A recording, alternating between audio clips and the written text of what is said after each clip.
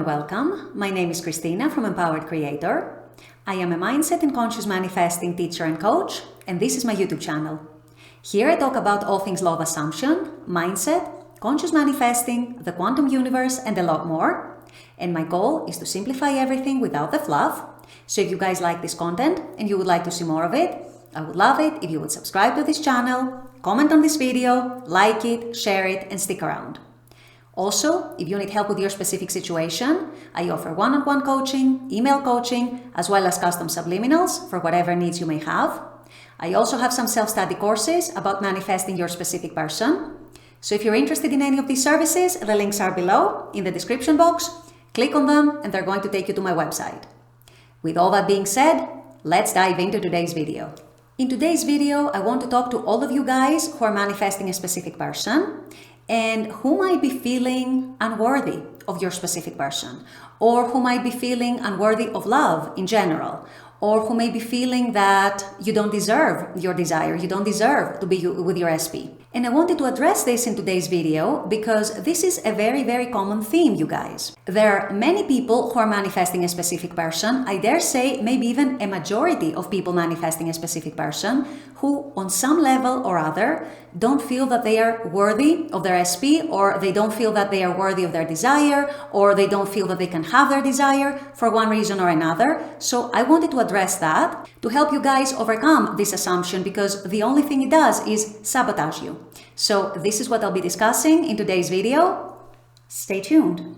So as a coach, I speak to a lot of people, as you can imagine, and this is one of the most common blocks among people who are manifesting a specific person. On some level or other, they have an assumption that they don't deserve their specific person, or they don't deserve the relationship with them, or they don't deserve to have their desire, or they don't deserve love, and so on. And this is why a lot of the times, the whole process and the whole journey of manifesting a specific person, instead of it being the fun, pleasant process that it's supposed to be, becomes a process that is charged with anxiety, stress, insecurity, fears, doubts, and so on. And it basically robs you of the fun and the pleasure of manifesting that specific desire. And also, a lot of the time, it becomes a vicious cycle, because a lot of the people who feel unworthy of their desire and non-deserving of their desire or of their SP end up becoming more desperate to manifest that SP, and they become more obsessed with that manifestation, and they become more needy and more clingy. And the reason is because they're looking at that manifestation and the fulfillment of that manifestation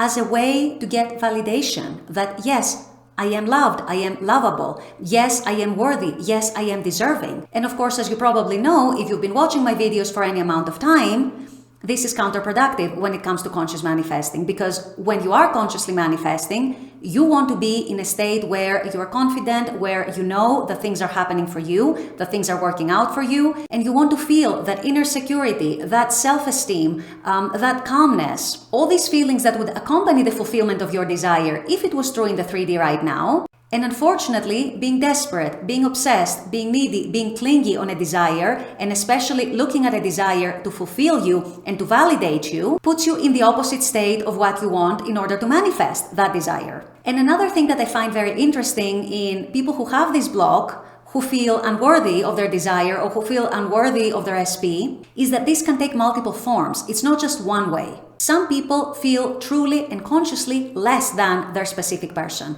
whether that is because they see their specific person as more successful than them, more popular than them, perhaps they think that they have more options and that they're just an option for their SP, maybe they see them as better looking than them. It can take many forms. However, it can also manifest in ways that are more hidden, let's say. For example, if you tend to think that being with your SP is going to be very difficult, that it's going to take a lot of work and a lot of effort to manifest them, if you tend to think that there are a lot of obstacles, a lot of circumstances, that it's rather impossible for you to manifest them, then on some level, you are still thinking that you are less than your SP. On some level, you are still thinking that you are unworthy of being with your SP or unworthy of having your desire.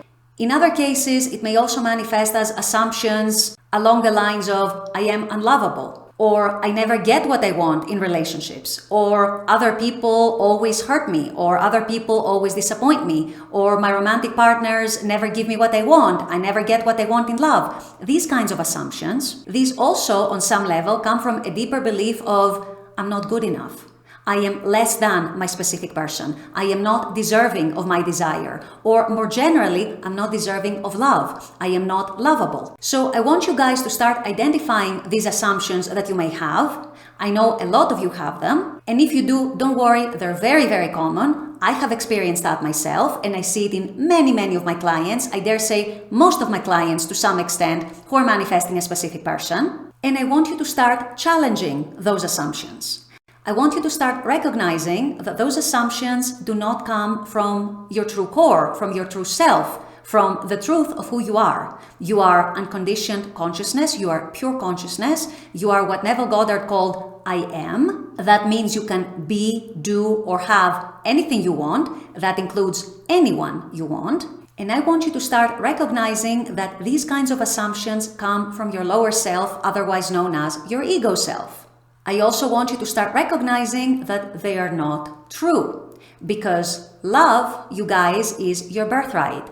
You were born as love. You are love right now, even if you don't see it, even if you don't realize it. You are love. You were born as love. You will continue to be love until the day you die, and actually even beyond that. And so it's not about seeking love and seeking validation of how lovable you are and how wanted and welcome you are outside of you. It's a matter of seeing and realizing and understanding and deciding that you are love right now as you are, at this exact point you are at in your journey, and that nothing and no one can take that away from you, because love is your birthright and you were born as love. So you see then, if you start realizing that and if you start embodying that, how all the rest becomes irrelevant.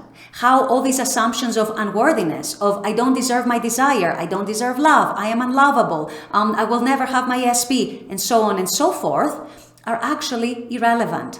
Because love, you guys, and the core and the truth of who you are is the only truth, and it's the only reality. Everything else is just chatter from your ego mind, from your ego self, your lower self, who is tied to your senses. It's tied to all the obstacles that you see in the 3D. It cannot see further than that, but also it cannot recognize love when it sees it. It cannot necessarily recognize who you are at your true core and who you are as your true self. And so once you identify that you have these assumptions of unlovability, undesirability, rejection, unworthiness, I'm not deserving of what I want, I don't deserve my SP, I'm less than my SP is so much better than me, and so on, you need to start challenging these assumptions, first by understanding and remembering where they come from, which is not your higher and ultimate truth, and second, by realizing that you can question them. Realizing that you don't have to accept them, you don't have to identify with them any longer, and realizing that they don't serve you, they are sabotaging you, they are there to sabotage you in the first place, and so you'd be much better off starting to drop them. Because all they are is dead weight within you that you don't need, that doesn't serve you in any way, and it's not even true at the end of the day. So once you start tackling these beliefs and these assumptions, and you start transcending them and rising to higher levels of self, to higher versions of yourself, you will hopefully also start seeing the situation with your SP in a new lens. You will see how you are worthy because you've always been worthy. You will see how you're deserving of your SP and of your desire to be with your SP because you've always been deserving of it in the first place. It's just that you couldn't see it. How you're not less than your SP in any way. How you're equal to them and how they would be lucky to be with you for all the things you bring to the table and all the things you would bring in a relationship. And start tossing these beliefs and these assumptions about yourself and believing in your own worth, in your own value, in your own lovability and deservability, because these are the only true and real traits that are aligned with who you are as your true self. With all that being said, I'm going to wrap up this video here. I intend that this has helped. As always, I very much appreciate you guys being on this channel, watching this content. I love making this content for you. And as always, I look forward to seeing you all at the next video. Until then, take care and bye-bye.